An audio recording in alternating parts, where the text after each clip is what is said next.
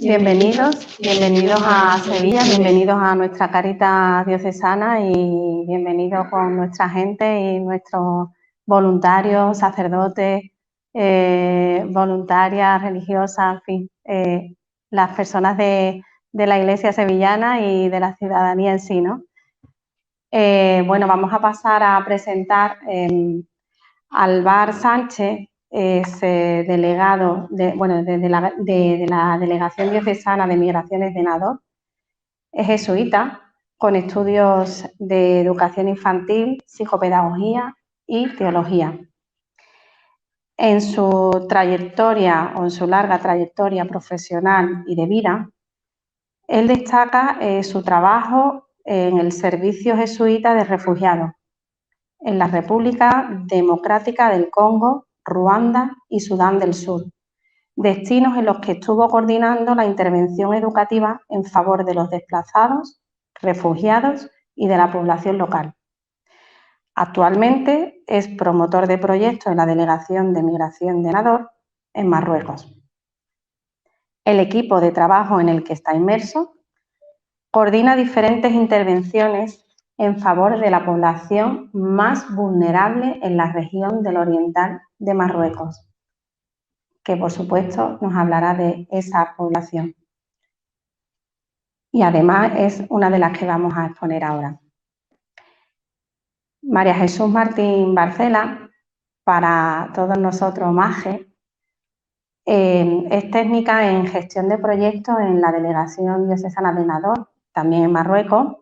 Es la persona de referencia en esta delegación para acompañar a los proyectos de Cáritas y, bueno, durante algunos años trabajó como educadora en diferentes proyectos de la Cáritas Diocesana de Salamanca. Por tanto, conoce también perfectamente nuestra institución de Cáritas. Ella es diplomada en Magisterio de Educación Especial por la Universidad Pontificia de Salamanca, especialista en musicoterapia, con estudios en el campo de la solidaridad internacional, derechos humanos, crisis humanitaria y población refugiada. Bueno, su experiencia en la cooperación internacional se desarrolla en diferentes países de Latinoamérica y África, como Guatemala, República Dominicana, Etiopía, colaborando en distintos proyectos y programas educativos de atención a la infancia y a la mujer, incidiendo especialmente en la mejora de las necesidades educativas de los niños y niñas con discapacidad cognitiva y sensorial. Y sin más dilación, os damos la palabra y somos todos oídos para vosotros. Muchas gracias, Marian. ¿Se oye bien? Sí, vale. Muchas gracias a todas y a todos por estar hoy aquí compartiendo este espacio con nosotros y gracias a la Cáritas Diocesana de Sevilla, por supuesto, por invitarnos a participar en este encuentro. Para nosotros es también muy enriquecedor tener esta oportunidad.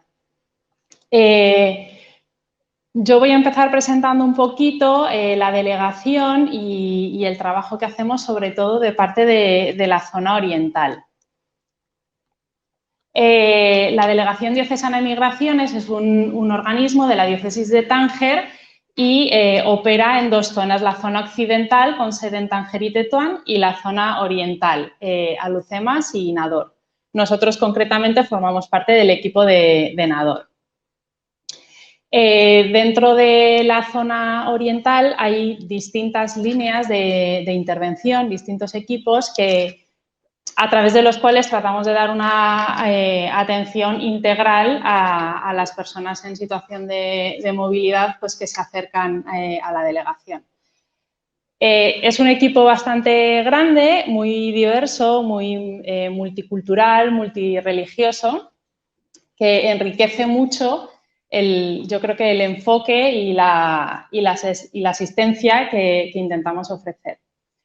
En primer lugar, pues está el equipo médico que ofrece atención directa en sede a las personas que necesitan asistencia sanitaria y se acercan a la sede, acompañamiento y derivación a los centros de salud, a las consultas médicas especializadas y también en los casos de hospitalización.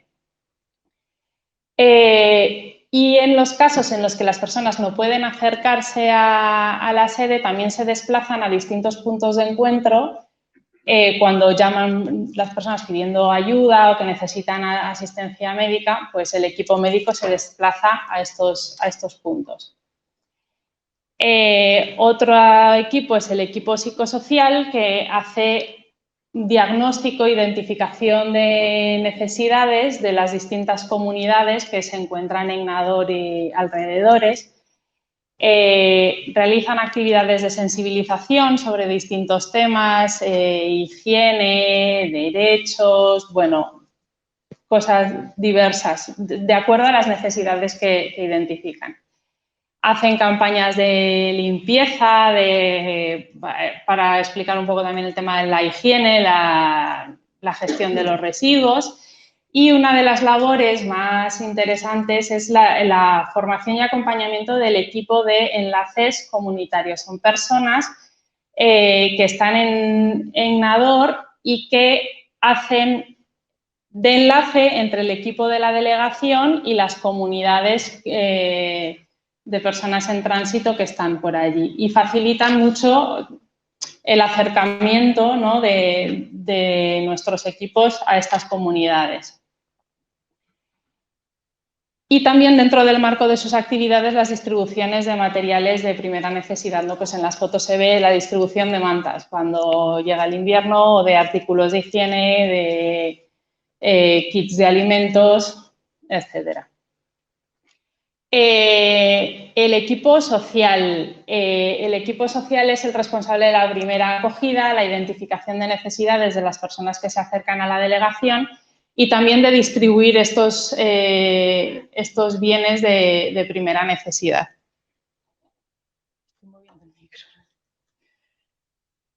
Realizan actividades de sensibilización y de información sobre los servicios que ofrece la delegación, sobre los derechos que tienen las personas en situación de movilidad, y los diferentes procesos administrativos como el registro de bebés,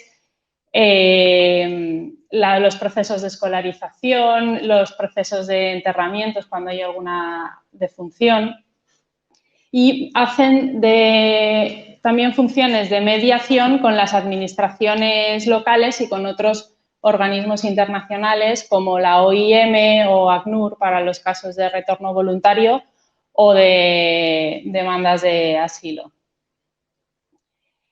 Existe también un equipo que interviene específicamente con las mujeres y sus hijos e hijas. Una de las labores fundamentales es el seguimiento de los embarazos y el acompañamiento, ¿no?, durante el parto y el posparto, y también de los recién nacidos, pues por ejemplo el tema de las vacunaciones. Realizan actividades de sensibilización con los grupos de mujeres sobre cuestiones de salud, salud materno-infantil, salud sexual y reproductiva, también la importancia, ¿no?, del registro de los recién nacidos para que los bebés pues, puedan tener una identidad. Y con ellas se hacen talleres de costura, de pintura, de cocina, y también se hacen actividades con los niños y niñas de estas mujeres, actividades lúdicas y educativas. El equipo cuenta también con unos espacios de acogida en los que las personas en situación de convalecencia, pues que acaban de pasar por una cirugía, o también las mujeres después del parto, pues para que puedan tener un espacio seguro y tranquilo donde recuperarse, estas personas son acogidas en estos espacios. Allí se tienen todas las necesidades más básicas cubiertas, se facilita la intervención de todos los equipos, ¿no? Por ejemplo, el seguimiento médico, si necesitan acompañamiento psicológico también, y se hacen talleres y distintas actividades con ellos. Como he comentado antes, en la zona oriental estamos en Nador y también hay un equipo que trabaja en Alucemas. El tipo de intervención que realiza es más o menos el mismo, es un equipo más más pequeño, pero también hacen identificación de las comunidades. Pues la semana pasada hicimos una visita a este equipo, nos contaron que habían identificado, ¿no?, las casas en las que viven las personas, hacen identificación de necesidades, sensibilización también en distintos temas, distribución de materiales de primera necesidad. Y, bueno, y también acompañamientos, ¿no?, a las estructuras públicas a nivel administrativo, sanitario y así. Estas son algunas fotos de las actividades en Alucemas. Y, bueno, aunque forma parte de otra diócesis, pero también está en un sitio estratégico importante, es la ciudad de Užda, porque está en un punto de entrada, ¿no?, al lado de la frontera con Argelia. Entonces, trabajamos también en coordinación con el equipo de la iglesia de Užda. Esto nos permite, pues, también articular una intervención más amplia en cuestiones que a lo mejor, pues, desde nuestro equipo no llegamos a atender. Es el caso de la formación, la escolarización de menores, facilitar o dar oportunidad de formación profesional a algunos jóvenes y, bueno, alfabetización y refuerzo educativo. Y otra cuestión son las derivaciones médicas. Hay casos médicos que en Nador no llegamos a atender, no podemos atender y son derivados al hospital de Užda.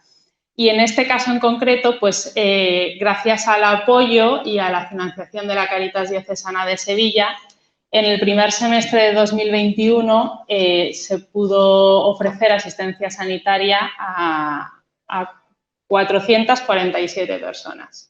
Con lo cual, estamos muy agradecidos.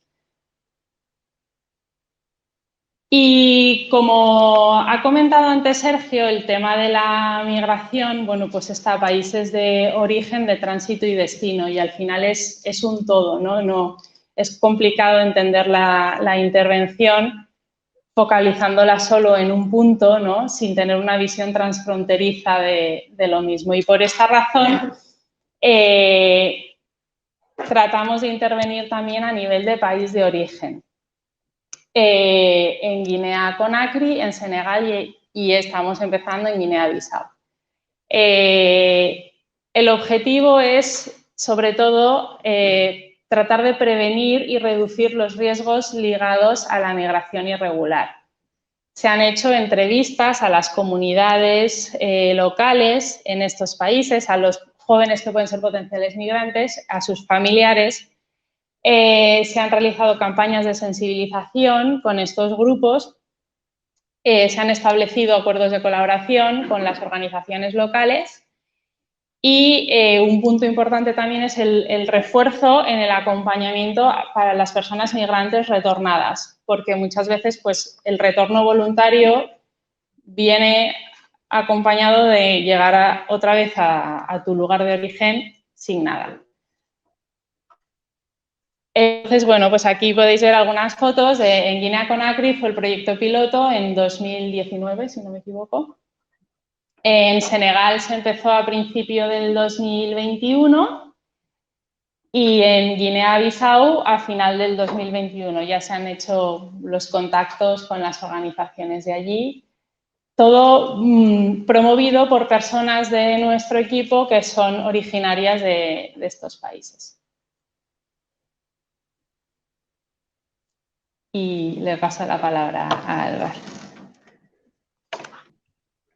Muchísimas gracias, Maje. Y muchísimas gracias a toda la asamblea. Es un placer estar aquí hoy. Nos disponemos a realizar ahora un pequeño viaje, un pequeño itinerario con el equipo de Nador. Un día cualquiera. Son imágenes de hace unos meses, de hace casi, sí, más de un año. Bueno, pues con libertad las compartimos con todos vosotros y vosotras.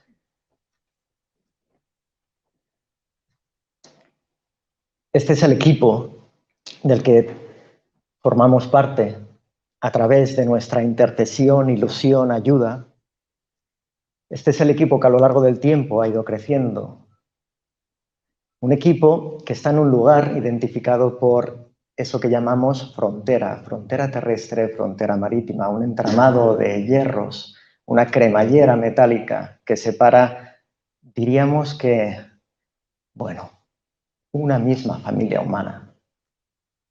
Esta frontera también pone de manifiesto una desproporción y una diferencia, una desigualdad tremenda, ¿no? El Producto Interior Bruto del continente africano apenas alcanza el 10% del PIB europeo. Eso es una provocación.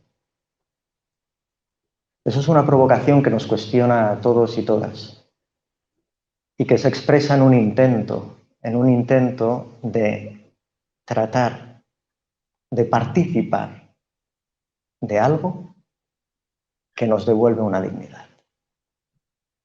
¿A qué precio? A un precio muy alto, el precio de la vida humana. Personas que se preparan para franquear esa cremallera metálica, como pueden, con instrumentos muy rudimentarios, y eso evidentemente a veces, bueno, a costa de su integridad física. Otras ponen en riesgo sus vidas, muchas de ellas no saben nadar. Para algunas es la primera vez, ¿verdad?, que se adentran en un océano, en un mar.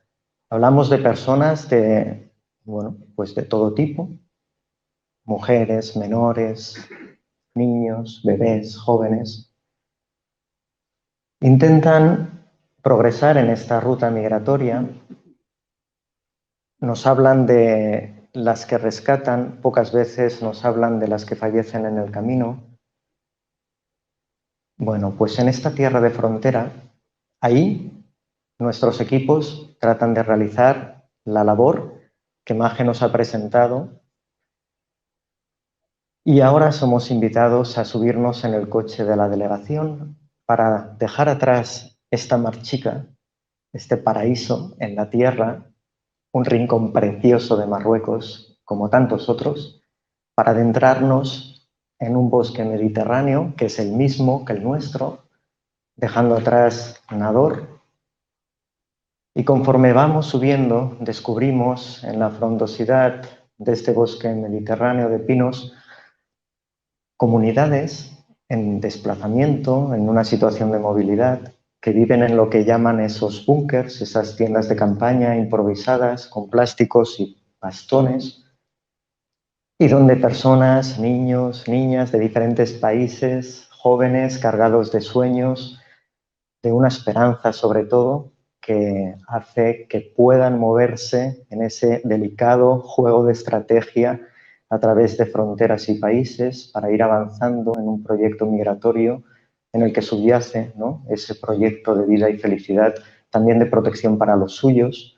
Encuentran ese momento de reposo. Han cruzado un desierto, llegan maltrechos. Han visto cómo otras personas, compañeros y compañeras de viaje, fallecían por el camino. Se encuentran en un lugar tratándose de proteger de la intemperie y es ahí donde nuestros equipos pues tratan de hablar de derechos, de cuál es la situación en la cual las personas se pueden encontrar cuando llegan a un CETI, cuando llegan al país de destino, cómo pues ese arraigo, ¿no?, cómo esa posibilidad de evolución, cómo esa posibilidad de asilo se articula para poderles ayudar a defender sus derechos. Es súper importante esto. La información, una vez más, es protección. También se comparten espacios de ocio en los cuales las personas, pues bueno, son reconocidas en esa dignidad que todos necesitamos para compartir y celebrar la vida y también para sentirnos que esa esperanza no tiene límites. Bueno, pues en esas distribuciones que también nos hablaba Maje, se suceden episodios dramáticos. Por eso hay un equipo médico que también debe movilizarse y por eso también hay un equipo en una residencia que necesita también poder acoger a personas en convalecencia y también gente que se ocupa de proporcionar formación y talleres ocupacionales, y enseñar y disponer a las personas para que cuando lleguen a un país que los acoja puedan mostrar y compartir y poner al servicio de esta sociedad sus competencias adquiridas también a lo largo del camino. Personas que expresan la gracia, la verdad y la belleza que llevan dentro a pesar de todo lo sufrido a lo largo del camino. Nadie desea entrar en un proceso de gestación de una vida cuando está en un país, en varios países transitando. Eso pone de manifiesto y dificulta un montón el parcours migratoire, el camino migratorio. Bueno, pues ahí están los talleres, ahí están pues el arte, ¿verdad? Y también la sonrisa de vuelta a los rostros de personas que van reconciliándose y que van rehaciendo sus vidas. Ahí nosotros tratamos de acompañar como comunidad, como quienes estamos aquí, ese testimonio vital, también celebrando la vida y ofreciéndola a la protección de Dios. Compartimos esa esperanza, ese goza, ese grito de alegría, de victoria, lo hemos conseguido, esa luz al final del túnel, un túnel dramático, oscuro, a veces que se impone, ¿no? ¿Verdad? Como bueno, con toda su fuerza dramática. Bueno, por eso somos embajadores de esa esperanza y buscamos hoy aquí intercesores, intercesoras que nos ayuden a combatir algo que se da frente a nuestros ojos cada día. Son imágenes de la crisis, bueno, que vivió una de nuestras fronteras, Ceuta, hace poco. Ahí vimos una vez más la desproporción entre la fragilidad de la vida humana y ese laberinto que deja sin protección a muchos, a muchas en la frontera, en ese laberinto que solo genera un sufrimiento inútil. Bueno, pues ahí nosotros tratamos de abrirnos paso y de compartir también el milagro que realizáis cada día. Es aquí, en las comunidades de destino, donde se ejerce la hospitalidad y donde familias comparten el testimonio de que más de lo que he ofrecido es lo que he recibido en el momento que abrí la puerta de mi familia. Bueno, pues esos caminos de hospitalidad, esa cultura de solidaridad y de inclusión es la que queremos realizar todos nosotros. Pues para generar esa vinculación, esa familia humana, esa iglesia, esas comunidades que nuestro mundo necesita. Gracias por estar hoy aquí, gracias por aceptar el reto de dejarnos tocar por el Espíritu Santo de Dios, por su fuerza transformadora en este tiempo de Cuaresma, por también compartir el testimonio de nuestra reflexión. Estamos en una facultad de teología y lo que estamos compartiendo nos habla de la revelación de Dios a través del sufrimiento humano. Es una herida en la frontera la que nos convoca y es una revelación y una manifestación del amor de Dios el que llama a nuestras puertas. Abriremos un turno de preguntas, ¿verdad? Ahora, antes de pasar a la reflexión. Gracias.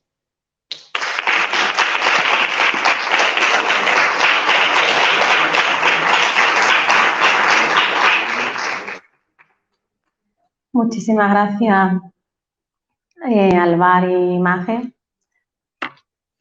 Bueno, pues creo que es una buena oportunidad para poder hacerle preguntas o compartir reflexión.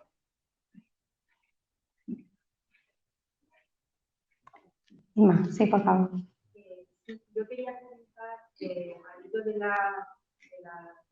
salto que ha habido en los últimos días, cómo es la situación ahora mismo en la frontera, de noticias no manipuladas por el dato, de ese salto de cómo están las personas.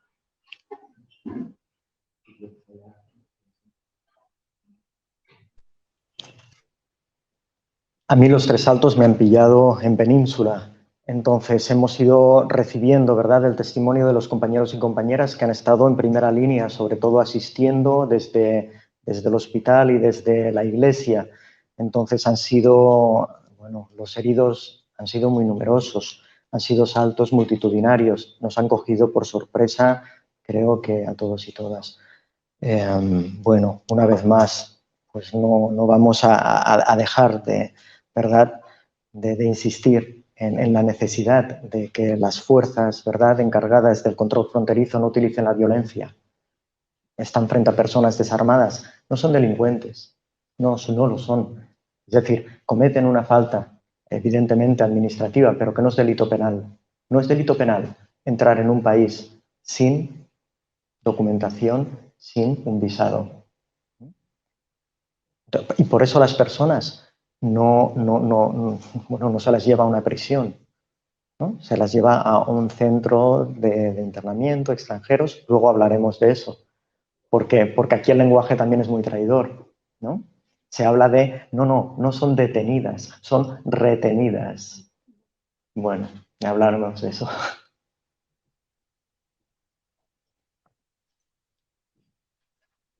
Sí, bueno, como acaba de decir Álvaro, nos ha pillado por sorpresa, sobre todo por haber sido días consecutivos. Pero la verdad es que, bueno, es bonito también ver la predisposición, ¿no?, la capacidad de adaptación de las personas, no solo de las personas del equipo, sino de los otros miembros de las propias comunidades que están allí en tránsito, tratando de dar apoyo en todo lo que se pueda, y también de la población local. Y la respuesta que ha habido, yo creo que, bueno, también deja ver un lado, el lado más humano, ¿no?, de estas situaciones tan dramáticas, que yo creo que no podemos perder de vista, no podemos caer en el derrotismo o en la desesperanza.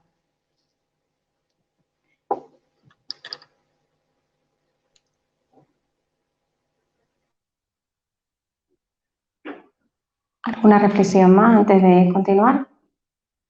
Sí, bueno, me gustaría preguntar, a veces, como fue este verano pasado o el anterior, pues vimos el problema de una forma muy descarnada, en la que había, bueno, tanto digamos, violencia o cierta brutalidad, pero también acompañado de efectos humanos, ¿no? Por parte de las fuerzas y la milicia que estuvo presente, ¿no? Ahora se trata de milicia, otras veces se trata de defensa. Bueno, la administración marroquí, ¿qué papel tiene en todo esto? Estas situaciones que se dan, lo mismo en la zona del Sahara Canarias, ¿no?, que después se desplaza hacia Ceuta o bien hacia Melilla, estas presiones por esos puntos, la administración marroquí, ¿qué papel tiene? ¿Simplemente deja hacer o pisa en un sitio, con lo cual abre la espita por otro? En fin, no sé si me explico. Sí.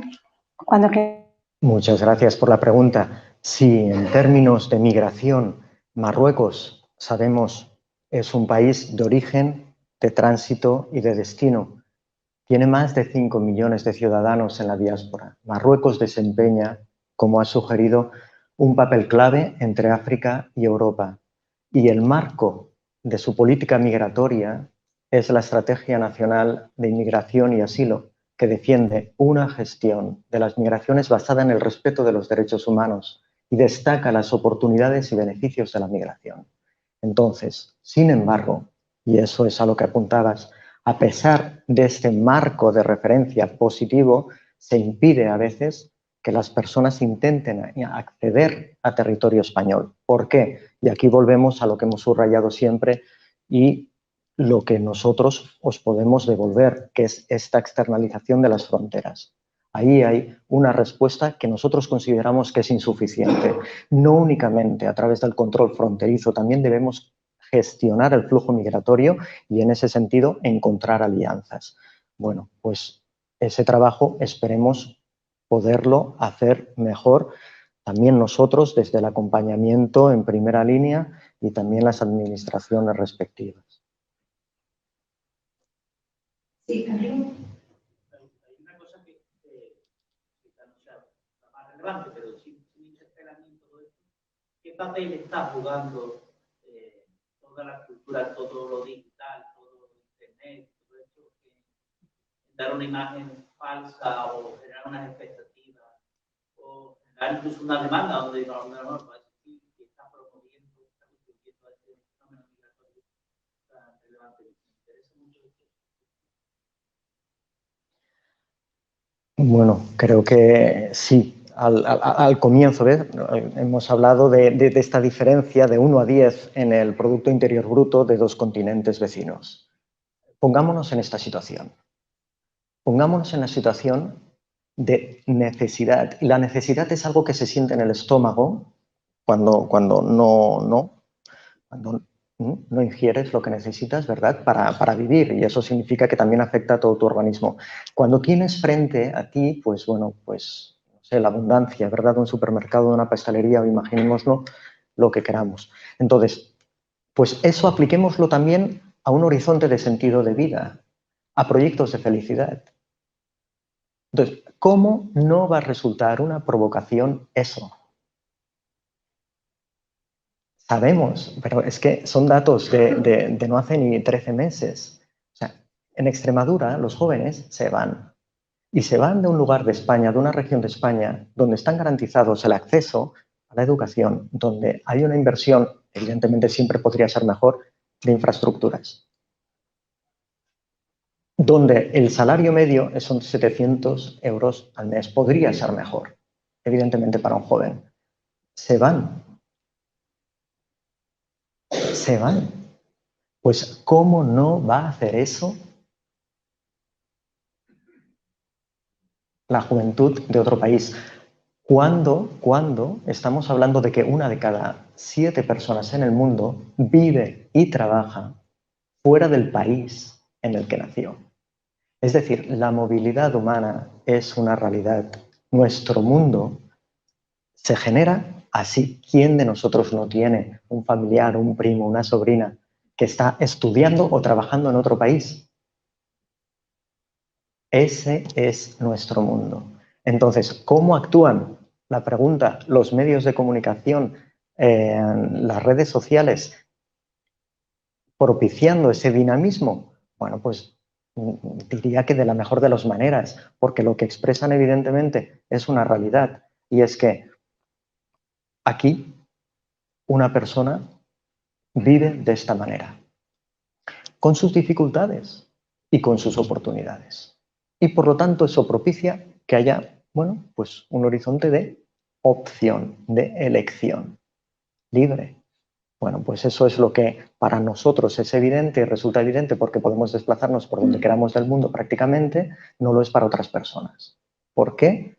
Y ahí ya entramos en un tema de justicia. Queda suficientemente aclarada la pregunta. Pues cuando queráis pasamos a la reflexión que nos teníais preparada.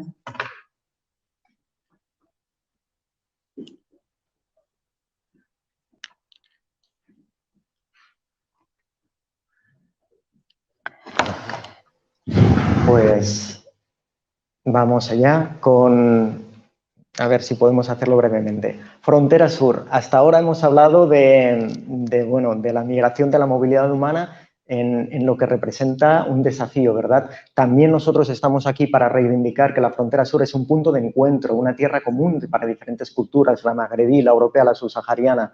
En esta frontera conviven diversas lenguas, el árabe, el francés, el tamazight, el español, y también diferentes religiones, la musulmana, la judía, la cristiana. Bueno, pues esto es una riqueza que queremos reivindicar. La frontera sur es también, y lo sabemos, este corredor hacia Europa Occidental. En Marruecos confluyen las rutas del oeste y del norte de África. ¿De dónde vienen las personas? De Oriente Medio, Siria, Palestina, Yemen, del África subsahariana, también de la región del Magreb. Detalle: África es el continente que acoge el mayor número de refugiados en todo el mundo, el 25% de la cuota mundial. A la vez, es el continente que cuenta con mayores desplazados internos. ¿Cuáles son las causas de este desplazamiento de la movilidad humana? Bueno, pues evidentemente el conflicto es el que tenéis. En el cinturón del Sahel, el impacto del terrorismo salafista es evidente, desde Al-Shabaab en Somalia, pasando por Boko Haram en Nigeria y llegando pues, a todas las células de grupos radicales en Mali, Nigeria y Burkina Faso. Pero a la vez es que África, y esto es un tema de justicia ambiental, ya lo sabéis, solo emite el 4% de los gases de efecto invernadero. Y sin embargo, varias regiones de África experimentarán un calentamiento medio superior a 2 grados en las próximas décadas. ¿Cuál es el principal medio de vida en las comunidades locales? La agricultura. Pues se estima que el 13% en África Central y en África Occidental de la producción agrícola se verá reducida en los próximos años. ¿Qué significa eso? Hambre y desplazamiento. Por eso ese desplazamiento, la lástima, el drama y lo que nos convoca hoy aquí es que genera víctimas. Estamos hablando de que en 2019 apenas 900 personas fallecieron o desaparecieron en su camino hacia España, pero que en 2020 esta frontera se cobró 2.170 vidas y que solo en el primer semestre del año pasado ya casi se había alcanzado este número. Según el colectivo Caminando Fronteras, el año pasado fallecieron 4.404 personas. ¿Qué es lo que sucede? Nosotros estamos en Nador, cerquita de Melilla, y vemos cómo la población en tránsito bascula hacia el sur del país, hacia Layún, Dakhla y Tantán. ¿Por qué se van al sur del país? Para acceder a través de la ruta más peligrosa de todas a las Islas Canarias. No es el mar Mediterráneo, es el océano Atlántico, no tiene nada que ver. La siniestralidad es altísima. Y aquí está una de las claves, y por eso una reflexión de hoy. ¿Son las políticas de la Unión Migratoria, de la Unión Europea responsables de este drama humanitario? Bueno, pues lo que podemos decir es que en junio de 2019 la Corte Penal Internacional admitió a trámite una querella contra la Unión Europea y algunos de sus Estados miembros. ¿Por qué? Por legislar de tal manera que esas políticas migratorias inducían al sacrificio de las vidas de los migrantes en el mar. Y esa querella afirmaba que las políticas migratorias en el Mediterráneo dan lugar a la muerte de miles de migrantes, a la devolución de decenas de miles de migrantes y a la complicidad de la Unión Europea en delitos de deportación, encarcelamiento, tortura y otros actos inhumanos que tienen lugar en los campos de detención libios.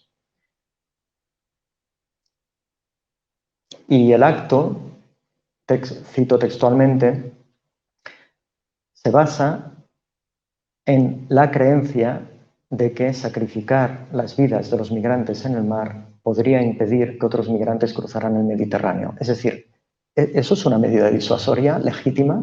Bueno, pues eso es lo que se ponía en cuestión. Entonces, ¿qué es lo que vemos aquí? Frontex es el guardián desencadenado, ¿no? Que es la primera fuerza armada europea. Frontex se ha convertido en el pilar central del control de fronteras de la Unión Europea. Son presupuestos aprobados. Frontex contará con 10.000 guardias en fronteras y costas con un presupuesto anual 19 veces mayor que cuando se creó la agencia. Estamos hablando de que Frontex fue acusada el año pasado de complicidad por obligar a regresar a solicitantes de asilo en contra del derecho internacional. Es decir, podemos afirmar que la Agencia de Fronteras de la Unión Europea no ha protegido los derechos de los solicitantes de asilo. ¿Cómo se traduce esto en nuestro territorio nacional? Tenemos centros de internamiento de extranjeros, centros de estancia temporal de inmigrantes y centros de atención temporal. Bueno, pues la postura oficial ya sabéis cuál es. Los CIES no son un servicio penitenciario, ya que la entrada irregular del extranjero en el territorio nacional no entra en el Código Penal porque no han cometido ningún delito ni han sido condenados. Sin embargo, son retenidos, ¿no?, a la espera de que pueda llegar una sanción de expulsión.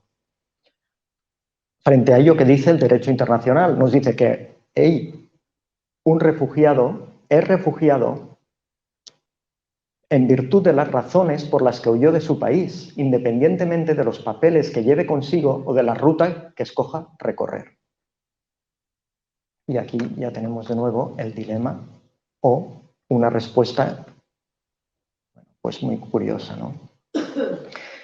¿Por qué esta diapositiva? Bueno, pues merece la pena decir, ¿verdad?, que de las 600.000 personas que nos comentaba Sergio antes en situación de irregularidad administrativa en España, el imaginario colectivo, venga, ¿cuántas son del continente africano?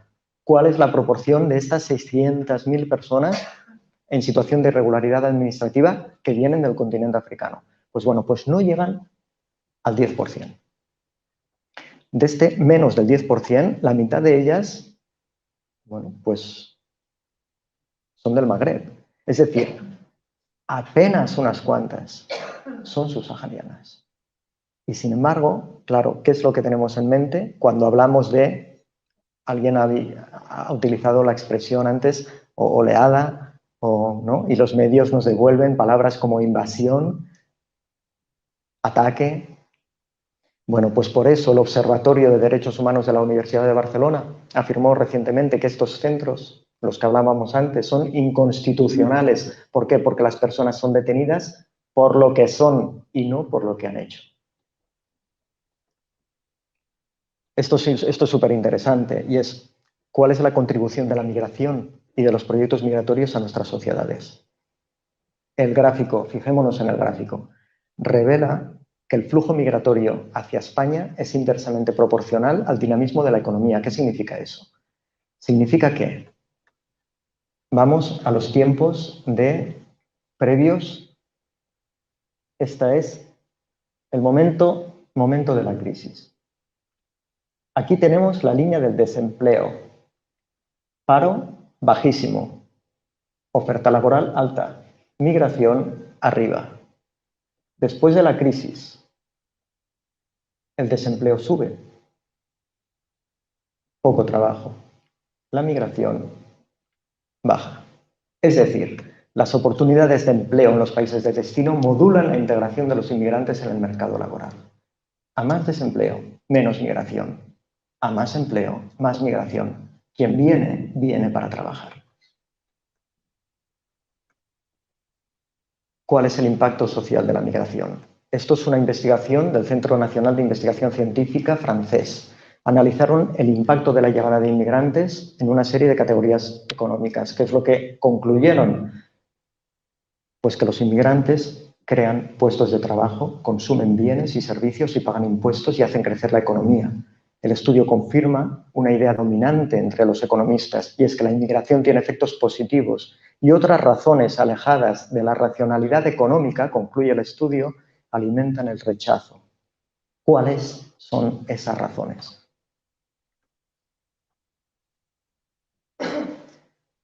Bueno, el alcance, ¿verdad?, de la contribución de los migrantes a nuestras sociedades. Diferentes estudios demográficos de Naciones Unidas del Centro Wittgenstein y del Centro para el Desarrollo Global afirman que la Unión Europea necesitará decenas de millones de trabajadores para sobrevivir en las próximas décadas. Esto es una realidad. Europa necesita migrantes. Y nos dicen los estudios. ¿Veis aquel? Can Africa help Europe avoid its looming aging crisis?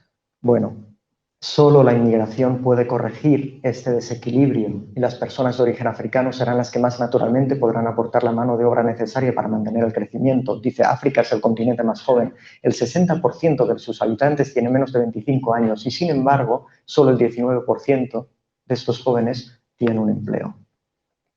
Y voy acabando ya. ¿Cómo se puede explicar entonces el sinsentido de lo que ocurre actualmente en la frontera sur? Alemania no encuentra migrantes para conducir sus trenes y tranvías. Irlanda carece de mano de obra cualificada en la construcción. El Reino Unido ha dejado de cosechar por falta de temporeros. Y lo mismo ocurre en Italia. ¿Qué pasa? ¿Por qué nuestras sociedades o políticas rechazan este capital humano necesario? Bueno, pues vamos a tratar de encontrar una explicación.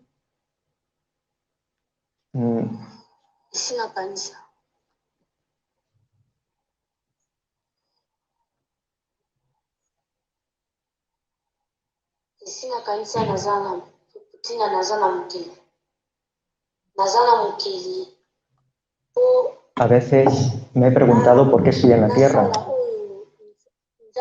Estoy aquí para hacer lo que Dios ha planeado para mí.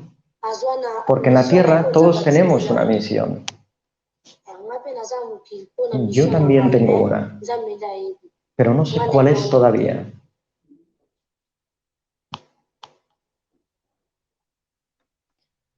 Bueno, pues todos tenemos una misión.